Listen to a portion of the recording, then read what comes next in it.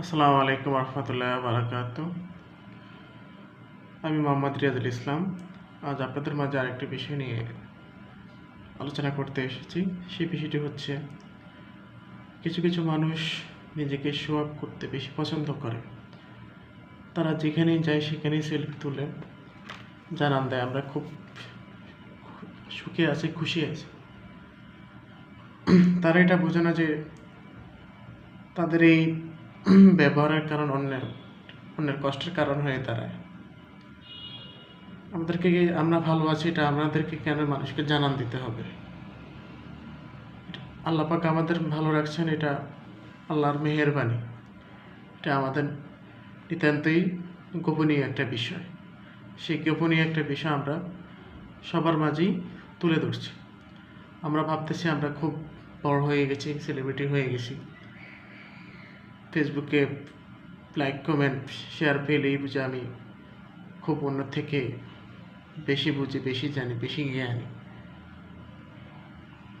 অনেক বড় সুপারস্টার হয়ে গেছে। আসলে জীবনে সুপারস্টার তারাই যারা অন্যের জন্য অকতারে বিলিয়ে দেয়, যারা ত্যাগ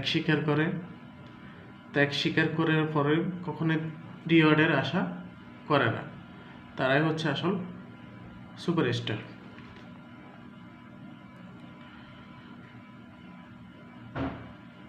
মানুষের কষ্টের তারা বোঝে না।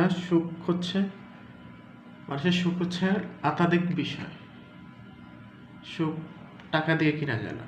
মানসিক শান্তি হচ্ছে সবচেয়ে বড় শান্তি। অনেকের হাজার কোটি টাকা আছে কিন্তু মনের সুখ নেই, মানসিক শান্তি নেই, মনে ফুর্তি নেই। তার আসলে এই টাকা পয়সা দিয়ে কী হবে যদি মনে সুখই না থাকে, আনন্দ না করতে পারে?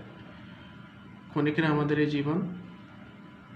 তাই পরিশেষে বলবো, আমরা আমাদের জীবনের প্রতিটা মুহূর্তে উপভোগ করি, সেটা খারাপ সময় ভালো সময়।